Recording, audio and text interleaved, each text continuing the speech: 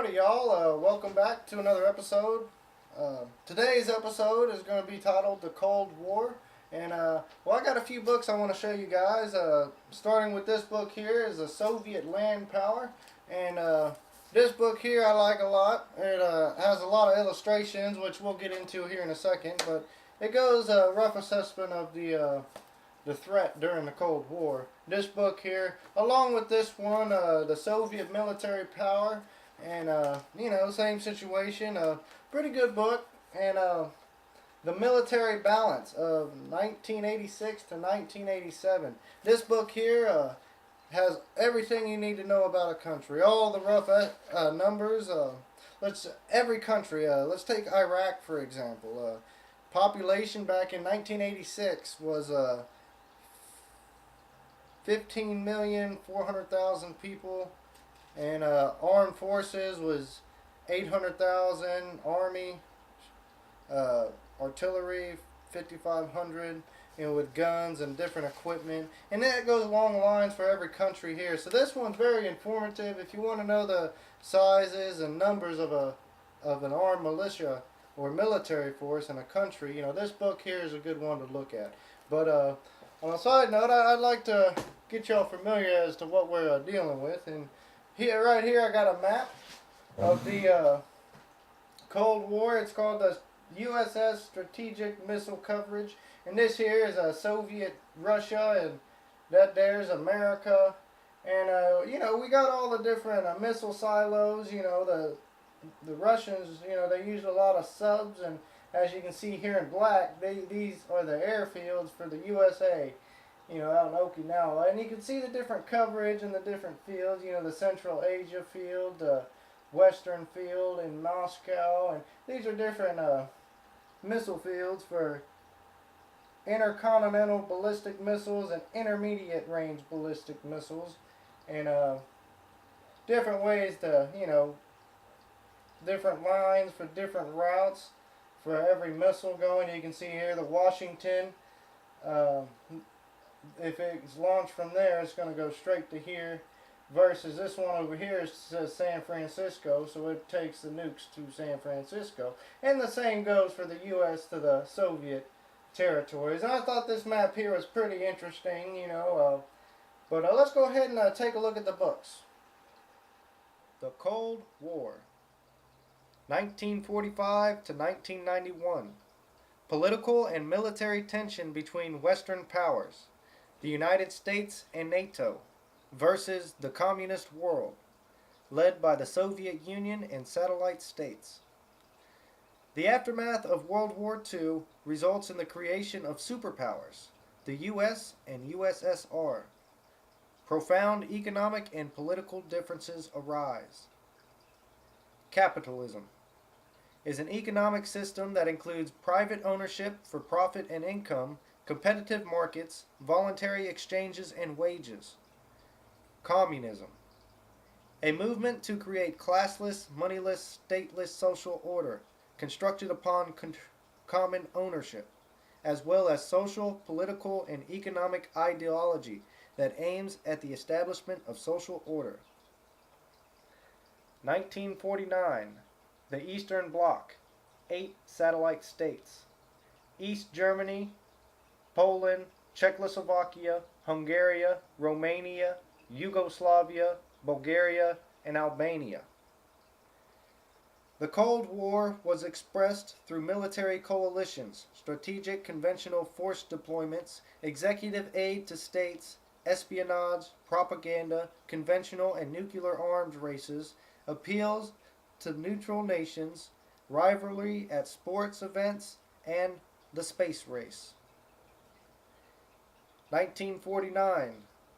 The United States and allies forged NATO, the North Atlantic Treaty Organization, using containment of communism as a main strategy through the Truman Doctrine. Policy states that the United States will support free people who are resisting subjugation by armed minorities or by outside pressure. The Berlin Blockade. During the multinational occupation of Germany, the Soviet Union blocks Western Allies' railway, roads, and canals. The aim was to force Western powers to allow Soviet zone to start supplying Berlin with food and fuel, thereby giving the Soviets practical control over the entire city. US and NATO respond with the Berlin Airlift to carry supplies to the people in West Berlin. The airlift proves more effective than the railways. Soviets lift the blockade.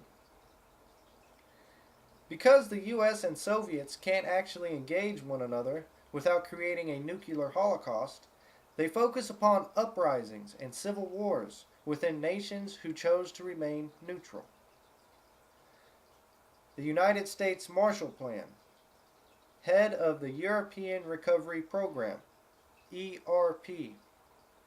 This plan gives monetary support to help rebuild European economies in order to combat the spread of Soviet communism.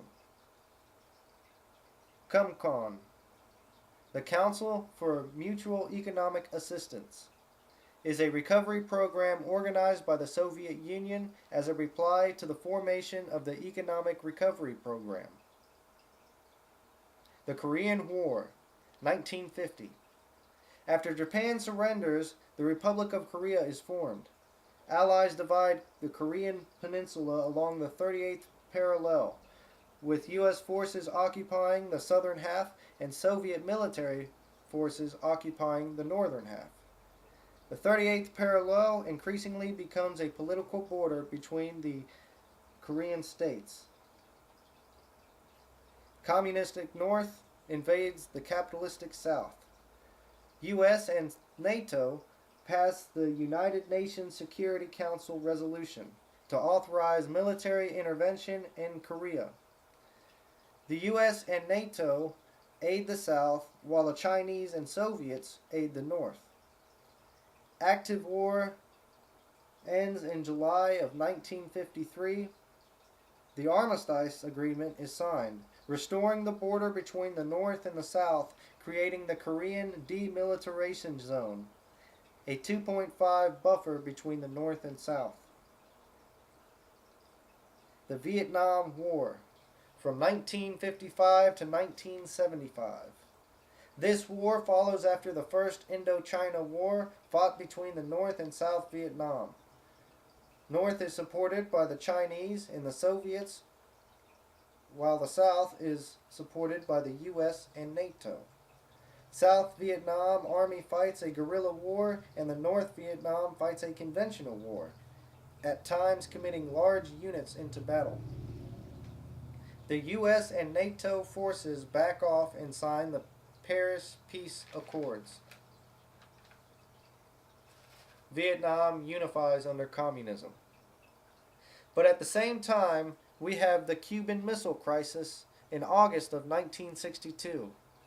After some unsuccessful operations by the U.S. to overthrow the Cuban regime, Cuban and Soviet governments secretly began building bases in Cuba for a number of medium-range and intermediate-range ballistic nuclear missiles, with the capability to strike most of the continental United States.